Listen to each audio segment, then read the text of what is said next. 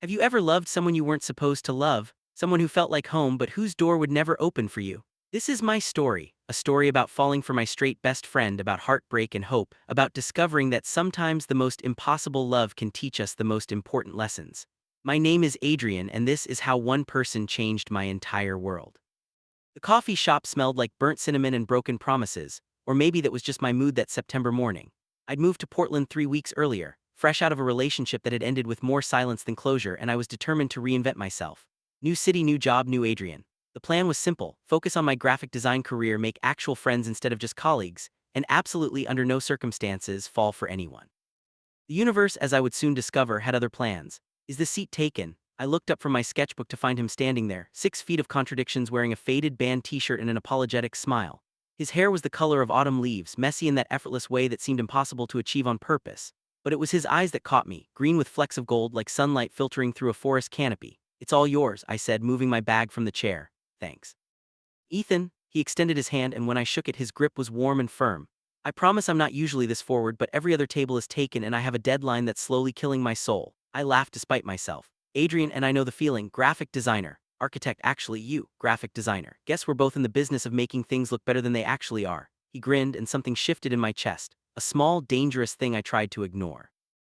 That's either really profound or really cynical. I can't decide which. What started as a shared table became a shared conversation. Ethan had moved to Portland 2 years ago from Colorado, worked at a mid-sized firm downtown, and had a dangerous addiction to terrible puns. He loved hiking, hated pretentious coffee culture despite being in a craft coffee shop, and had a laugh that reminded me of summer rain, unexpected and refreshing. By the time we both had to leave for our respective offices, we'd exchanged numbers. "We should grab coffee again," Ethan said. "I mean, assuming you can tolerate my company for another round." "I think I can manage," I replied, trying to sound casual while my heart performed acrobatics. Walking to work that morning, I replayed our conversation in my mind, analyzing every word, every smile. It was just friendly banter, I told myself. He was probably straight, most guys were. And even if he wasn't, jumping into anything was the last thing I needed. But as I sat at my desk, pretending to work on logo designs while actually thinking about green eyes and easy laughter, I realized I was already in trouble. Our coffee meetings became a weekly ritual, then twice weekly, then almost daily. Ethan had this way of making even mundane moments feel significant. He'd text me photos of architectural disasters he spotted around the city, and I'd respond with terrible Photoshop edits that made him laugh so hard he once spilled his coffee. "Dangerous," he said one morning, wiping tears from his eyes after I'd sent him a picture of a building with googly eyes. "I can't take you anywhere respectable." "Thing, we're here then," I replied, gesturing to our usual spot by the window. As weeks turned into months, I learned the geography of Ethan's life. He'd grown up in a small Colorado town where everyone knew everyone's business. He left for college and never really went back, though he called his mom every Sunday without fail. He'd been engaged once to his high school sweetheart named Claire, but it had fallen apart 2 years ago when they realized they'd grown into different people. "You ever regret it?" I asked one rainy October afternoon. "Leaving home, I mean, starting over." Ethan stared into his coffee, thoughtful. "Sometimes, but mostly I think we become who we're meant to be when we have the courage to leave behind who we were. Does that make sense?" "More than you know," I said softly. He looked at me, then really looked at me, and for a moment I felt completely seen. It was terrifying and exhilarating in equal measure. "What about you?" he asked. "What made you leave?" "Where was it again?" "San Francisco," and honestly, I needed to escape myself. I just ended a relationship, my first real one, actually. His name was Marcus, and for 2 years I thought he was my forever person. I watched Ethan's face carefully as I said his, but there was no judgment, no surprise, just attentive listening. He nodded slowly. "What happened?" He wanted someone who fit into his perfect Instagram life. I wanted someone who could be real with me. "We were performing a relationship instead of living one." I paused, surprised by my own honesty. "Sorry, that's probably more than you wanted to know," Ethan said firmly. "I asked because I wanted to know, and for what it's worth, Marcus sounds like an idiot." I smiled, warmth spreading through my chest. "You're a good friend, Ethan." "Are you?" he replied, and I tried not to let the word friend sting as much as it did. The thing about falling for someone slowly is that you don't notice it's happening until you're already in too deep. It wasn't one big moment, it was 1,000 small ones. The way Ethan remembered that I took my coffee with oat milk and extra cinnamon. How he'd send me links to art exhibitions he thought I'd like. The night he showed up at my apartment at midnight with Thai food because I'd mentioned being stressed about a deadline. "You didn't have to do this," I said, letting him in. "I know. But I wanted to. Besides, what are friends for if not midnight pad Thai runs?" There was that word again. Friends. We ate on my couch, watching a documentary about Bauhaus architecture that I pretended to understand. Ethan's enthusiasm was infectious as he explained design principles, his hands gesturing animatedly.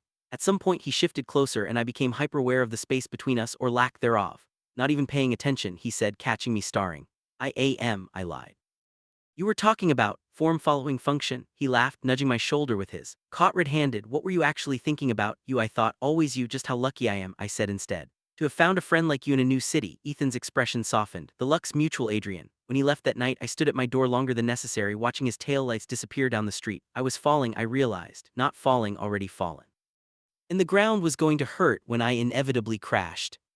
November brought cold rain and a revelation that shattered my carefully constructed walls. We were at Ethan's apartment, a converted loft with exposed brick and more plants than furniture, working on our respective projects in comfortable silence. This had become our routine, parallel work sessions where we'd occasionally look up, exchange a smile or joke, then return to our tasks. Can I ask you something? Ethan said suddenly. Sure, I replied, not looking up from my tablet. What's it like? Being out, I mean living authentically. Question made my hand freeze mid-sketch. I set down my stylus and turned to face him. Why are you asking? He shrugged, but there was tension in his shoulders. Just curious, you seem so comfortable with yourself. I admire that. It wasn't always easy, I said carefully. Coming out to my parents was one of the hardest things I've ever done. My dad didn't speak to me for 6 months, but living a lie was harder.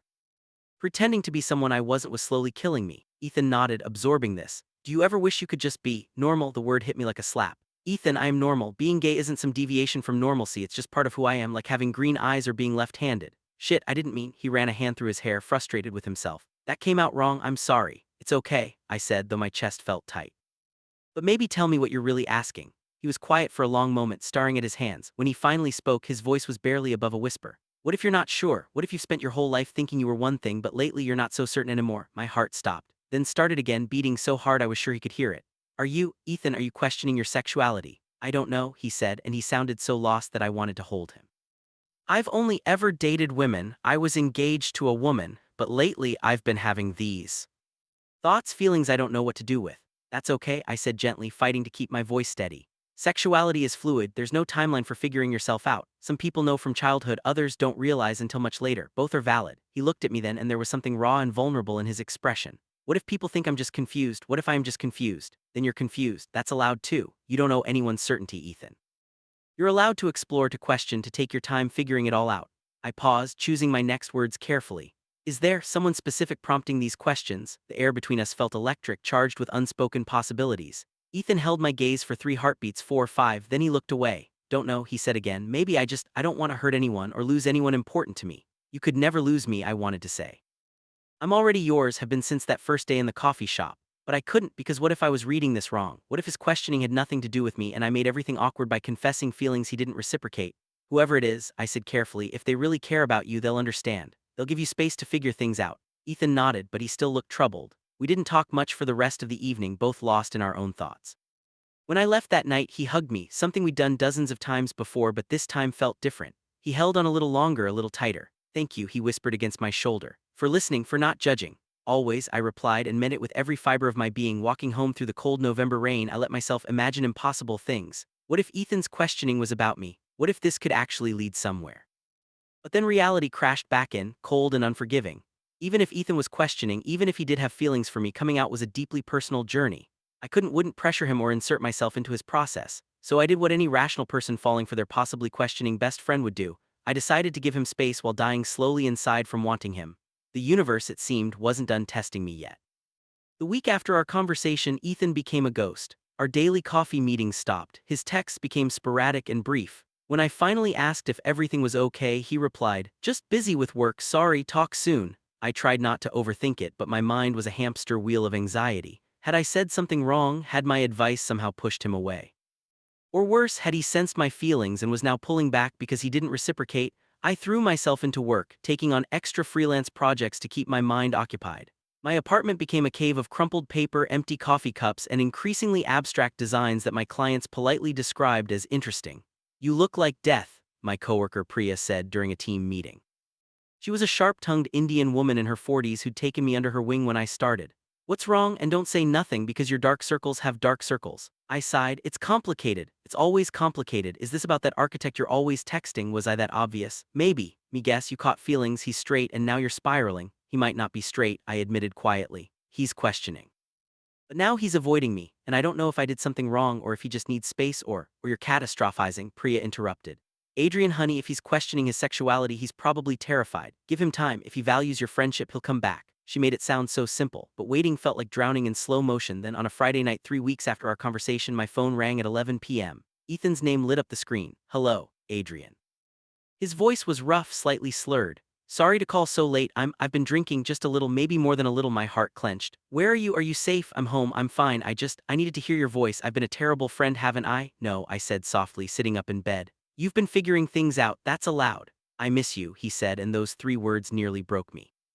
I miss our coffee talks and your terrible jokes and the way you scrunch your nose when you're concentrating. Is that weird, that I noticed that? Ethan, so confused, Adrian, about everything. About who I am, what I want, what I'm feeling. And the scariest part is that I think I know exactly what I'm feeling, but I'm too fucking terrified to say it out loud.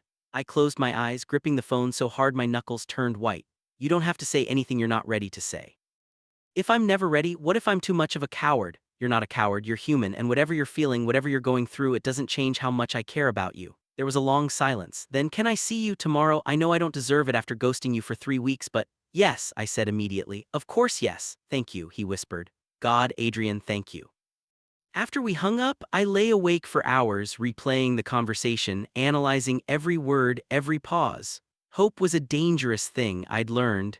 It could lift you up just to let you fall harder, but as I finally drifted off to sleep, I let myself hope anyway. We met at Waterfront Park the next afternoon, both of us clutching coffee cups like armor. Ethan looked exhausted, shadows under his eyes, hair more disheveled than usual, but still beautiful in a way that made my chest ache. I'm sorry, were his first words. For disappearing, for that drunk call, for being a mess. You don't have to apologize for being human, I said, sitting beside him on a bench overlooking the river. We sat in silence for a while, watching boats drift by. Finally, Ethan spoke. Been seeing a therapist, started a few weeks ago. It's helping, I think, giving me language for things I didn't know how to articulate. That's good, I said. That takes courage, or cowardice, depending on how you look at it. Running to a therapist instead of just dealing with things. Getting help isn't cowardice, Ethan, it's strength. He turned to look at me and there was something intense in his gaze. You always know the right thing to say. How do you do that? Practice, I said, trying to lighten the mood. Lots of therapy myself and a healthy dose of anxiety that makes me overthink every word before I speak. He laughed, really laughed, and the sound was like coming home. I've missed this, missed you too. Adrian, I need to tell you something. I've been trying to find the courage for weeks and I'm probably going to say this all wrong, but his phone rang loud and jarring. He glanced at the screen and his whole body tensed. Shit. It's my mom. I'm sorry, I have to take this. She's been worried because I've been off lately. It's fine, I said, even though I wanted to throw his phone into the river. Take it. I watched him walk a few feet away, his voice dropping to that gentle tone he reserved for his mother. 5 minutes stretched into 10, then 15. When he finally returned, his expression was complicated. Everything okay? I asked. Yeah, she was just checking in, and telling me that Claire reached out to her. My ex, something cold settled in my stomach. Oh, she wants to talk, says she's been doing a lot of thinking about us, about what went wrong. Mom thinks I should hear her out. He ran a hand through his hair. I don't know what to do. Do you want to talk to her? I asked, keeping my voice neutral despite the panic rising in my chest. I don't know. Part of me thinks it's ancient history, but another part wonders if I owe her closure, or if I need it myself. Then maybe you should meet with her, I said, each word feeling like swallowing glass. Get that closure. Ethan nodded slowly, but he looked uncertain. The moment whatever he'd been about to say before the call was lost. We talked for a while longer, but there was a new distance between us, an invisible wall I didn't know how to breach. When we parted ways that evening, he hugged me again. I'll figure this out, he said. All of it, I promise. I watched him walk away, and for the first time since we'd met, I wondered if maybe I was fighting for something that was never meant to be mine. The next 2 weeks were torture. Ethan met with Claire 3 times. He told me about it, every detail, and I listened because that's what friends do. She was in town for work. They'd talked about their relationship. About their mistakes. She'd apologized for not understanding him better. He'd apologized for checking out emotionally before things ended. It was good, he said over coffee. Our meetings had resumed, but something felt different now. Cathartic, to clear the air. That's great, I said, meaning it even as my heart cracked a little more. She asked if there was someone else, if that's why I'd been distant before the breakup. I kept my face carefully neutral. What did you say? I said no. Because there wasn't, not then. He paused, stirring his coffee with unnecessary focus. But she asked about now, if there's someone I'm interested in. My breath caught, and I told her I'm figuring some things out about myself. How did she take it? Better than I expected. She said she'd had a feeling, that she'd noticed little things over the years. I'd never been fully present, never fully engaged. She asked if I was gay. The word hung in the air between us, heavy with implication. I told her I don't have all the answers yet, but maybe bi or pan, I'm still learning the terminology. He looked up at me, vulnerable and scared. Is that okay, that I don't have a label figured out? Ethan, you don't need to have everything figured out. Your identity is yours to define on your own timeline. Labels can be helpful, but they're not mandatory. Claire said something else, he continued. She said that whoever I was figuring this out for, they must be pretty special. And that she hoped I'd be brave enough to not let them slip away. My heart was a wild thing in my chest. Did you tell her who it is? No, but I think she guessed. He set down his cup, his hands trembling slightly. Adrian, Ethan, wait. I cut him off, fear suddenly flooding through me. Before you say anything, I need you to be sure, really sure, because I can't be an experiment.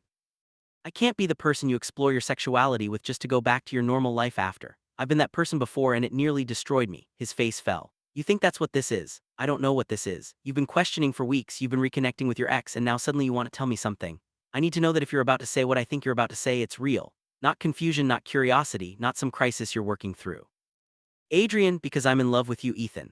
The words tumbled out, desperate and raw. I've been in love with you probably since that first day in the coffee shop, and I've been dying slowly watching you figure yourself out, hopping maybe, just maybe there could be an us. But I can't be your maybe, I can't be your experiment, I need to be your certainty or I need to be nothing at all. Silence that followed was deafening. Ethan stared at me, his expression unreadable. Then slowly he stood up. I need time, he said quietly, to think, and just like that he left. Left me sitting alone in our coffee shop with cold beverages and a heart that felt like shattered glass. I don't remember walking home, don't remember the next few hours. I just remember lying on my bathroom floor at 2 a.m., crying in a way I hadn't since I was 17 and terrified of who I was. Priya had been right, love was always complicated. But nobody told you it could hurt this much. My phone buzzed with a text from Ethan. I'm sorry, I need to figure this out without hurting you more. Give me some space, please. Space, he needed space. After I'd just laid my heart bare, he needed space. I turned off my phone and let myself break. 3 weeks of silence felt like 3 years. I went through the motions, work, gym, sleep, repeat. Priya tried to drag me to happy hours. My sister called from California, worried because I'd been dodging her calls. Even my landlord asked if I was okay because I'd been playing sad music too loudly at 3 a.m. I'm fine, I told everyone. The lie tasted bitter, the truth was I wasn't fine. I was hollowed out, a shell going through familiar routines while feeling nothing. I'd meant what I said to Ethan. I couldn't be his experiment, but saying it and living with the consequences were two different things. December arrived with unseasonable sunshine, as if the universe was mocking my misery. I was walking home from a client meeting when I saw her, Claire. She was sitting at an outdoor cafe, and when our eyes met, she waved me over. Every instinct screamed to run, but something made me stay. Adrian, right? She said as I approached. We've never officially met, but Ethan showed me pictures. I'm Claire. I know who you are. I tried not to sound as hostile as I felt. I figured, look, I know this is weird, but can we talk, just for a few minutes? Against my better judgment, I sat down. Claire was pretty in an effortless way, blonde hair, blue eyes, the kind of face that probably launched 1,000 prom king fantasies. But up close I could see the fine lines around her eyes, the tension in her smile. She looked tired. Not here to cause drama, she started. I'm flying back to Colorado tonight, but I needed to talk to you before I left. About Ethan and you. She folded her hands on the table. He's in love with you, you know that, right? The words hit me like a physical blow. He has a funny way of showing it. He's terrified, Claire said gently. Not of being with a man, of ruining what you have, of not being enough, of letting you down. Told you this, not in so many words, but I know Ethan. Knew him for 10 years. The way he talks about you, the way his whole face lights up when your name comes up.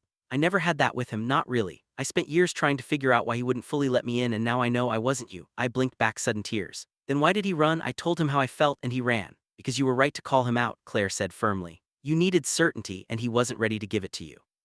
But Adrian, sometimes people need to lose something to realize how badly they need it. Give him a chance to prove he's ready now. How do you know he is? She smiled sadly. Because he told me 2 days ago. He called me apologizing for everything, for our relationship, for not being honest with himself sooner, for any confusion he might have caused by meeting with me. He said he needed to clear the air with his past before he could fully embrace his future. And that his future has green eyes that scrunch up when he laughs too hard. My breath caught in my throat. I told him the same thing I'm telling you. Life is too short for cowardice. If you love each other, fight for it. Don't let fear win. She stood up, placing a gentle hand on my shoulder. He's probably at your apartment right now, actually. I may have texted him that I saw you walking this way. Claire, go, she said, before you both waste any more time. I ran. Literally ran through downtown Portland like I was in some romantic comedy, dodging pedestrians and apologizing over my shoulder. By the time I reached my building, my lungs were burning and my heart was in my throat.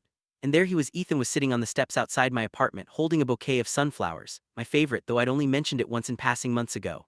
He stood when he saw me, and the look on his face was everything, hope and fear and love all tangled together. Hi, he said softly. Hi, I replied, breathless. I'm ready now, he said, to be your certainty if you'll still have me. We went inside, both of us trembling with nervous energy. Ethan set the sunflowers on my kitchen counter, then turned to face me. I need to explain, he started. These past few weeks, you don't have to. Yes, I do, please. He took a deep breath. When you told me you loved me, I panicked. Not because I didn't feel the same way. I did, God, I did, but because I was terrified I'd hurt you. I just spent 3 weeks meeting with Claire, confronting the fact that I'd wasted 2 years of her life because I wasn't emotionally available, because I was too afraid to face who I really was. He started packing, words spilling out like he'd been holding them back too long. Known I wasn't entirely straight since college. There were moments, attractions to guys that I'd quickly bury. I told myself it was admiration or curiosity or anything except what it actually was. Then I met Claire and she was safe, comfortable, expected. I could have the life everyone wanted for me, the normal life, and never have to confront the parts of myself that scared me. Then I met you, he continued, his voice cracking. And suddenly nothing was comfortable anymore. You made me feel things I'd never felt with anyone, not just attraction but connection, understanding, like I could be fully myself without performance or pretense. And it terrified me because loving you meant admitting I'd been lying to myself for years. He stopped packing and looked at me, eyes shining with unshed tears. So when you told me you loved me and demanded certainty, you were absolutely right. I couldn't give you that yet because I hadn't fully accepted it myself. I needed to tie up loose ends with Claire, to say goodbye to the version of myself I'd been clinging to. I needed to sit with who I actually am, bisexual, terrified, completely in love with my best friend, and accept that. Now, I whispered. Now I'm here with sunflowers and a heart that beats your name, asking you to take a chance on me. I can't promise I'll have everything figured out. I can't promise there won't be moments of fear or confusion, but I can promise that what I feel for you is real. It's the realest thing I've ever felt. You're not an experiment, Adrian, you're everything. I closed the distance between us, my hands finding his face. Say it again. What? Tell me you love me. I need to hear you say it. His hands covered mine, holding them against his cheeks. I love you, Adrian. I'm in love with you. Have been for months, probably since you sent me that stupid picture of the googly-eyed building. I love your art, your laugh, your terrible jokes. I love how you take your coffee and how you scrunch your nose when you're concentrating. I love how safe you make me feel, how seen. I love you and I'm done running from it. Good, I breathed, because I love you too, so much it scares me. Yeah. And then we were kissing, soft and tentative at first, then deeper, more urgent. His hands were in my hair, mine on his waist, pulling him closer. He tasted like coffee and possibility, and when he gasped against my mouth, I felt it in my bones. Wanted to do that for so long, he murmured against my lips. Me too, I admitted. Every single day, we kissed again, slower this time, savoring it. When we finally pulled apart, we were both breathing hard. So what now? Ethan asked. Now we figure it out together, I said. One day at a time, no pressure, no expectations beyond this. We're honest with each other about everything. Can do that, he said, then grinned. Though I should probably warn you, I'm a terrible boyfriend. I forget important dates, I leave my socks everywhere, and I have a concerning addiction to architectural documentaries. I laughed, pulling him close again. I think I can live with that. Though I should warn you, I'm emotionally clingy. I talk in my sleep and I cry at animated movies. Perfect, he said, kissing my forehead. We'll be disasters together. We spent the rest of the evening on my couch, wrapped around each other, talking about everything and nothing. Plans for the future, fears about the present, dreams we'd been too scared to voice. At some point, Ethan fell asleep against my shoulder, and I sat there in the gathering darkness, running my fingers through his hair, marveling at the impossibility of this moment. Sometimes the most broken things come back together stronger. Sometimes the scariest leap leads to the softest landing. Sometimes, just sometimes, falling for the impossible person leads to the most possible love. 3 months later, spring arrived in Portland with cherry blossoms and new beginnings. Ethan and I had settled into a relationship that felt simultaneously brand new and deeply familiar. We'd had our challenges, navigating his coming out to friends and family, dealing with my anxiety, learning each other's languages of love, but we were figuring it out together. His mother had surprised us both by being incredibly supportive. I just want you to be happy, she'd told him over the phone, then asked to meet me. I'd been terrified, but she'd hugged me at the door and spent 2 hours showing me embarrassing photos of Ethan as a child. His father was still processing, but he was trying, which was more than we'd hoped for. My parents had been thrilled. My mother immediately started planning a visit to Portland, and my father sent Ethan a lengthy email about architecture that I suspected he'd researched extensively. My sister texted me a simple, "Finally, been calling this since you first mentioned him." The harder moments came in waves. There was the night Ethan had a panic attack at a gay bar, overwhelmed by feeling like he didn't belong in queer spaces yet. There was the argument we had about PDA when I'd pulled away from his hand at a work event, still conditioned to hide. There were moments of doubt, of fear, of wondering if we'd moved too fast or not fast enough. But there were also moments of profound beauty. The first time we said, "I love you," without fear. The night he fell asleep reading poetry to me, his voice soft and sleep-rough. The morning I woke up to find him sketching me, capturing the way sunlight fell across my face. "You're starring," he said without looking up from his drawing. "Can't help it," I replied, pulling him closer. "You're very starable." "That's not a word." "It is now, I'm making it official." He laughed, setting aside his sketchbook to kiss me properly. "What am I going to do with you?" "Love me," I suggested. "Always," he promised. We'd started taking weekend trips together, hiking in the gorge, visiting coastal towns, exploring the landscapes of our new shared life.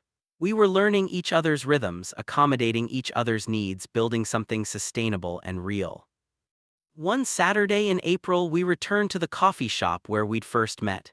It had become tradition. Every few weeks, we'd sit at that same table by the window and remember where we'd started. Do you ever think about how different things might be if I'd sat somewhere else that day? Ethan mused, stirring his coffee. All the time, I admitted. It's terrifying how easily we might have missed each other. But we didn't. He reached across the table, threading his fingers through mine, and I'm grateful for that every single day.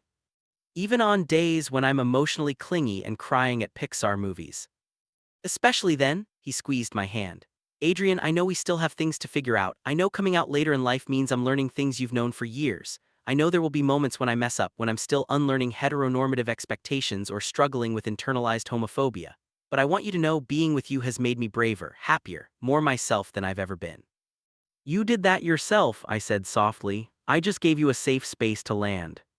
Still, thank you for your patience, your love, your willingness to take a chance on someone who didn't have all the answers. You don't need all the answers, Ethan. You just need to keep showing up, keep being honest, keep choosing us. I can do that, he said. I am doing that.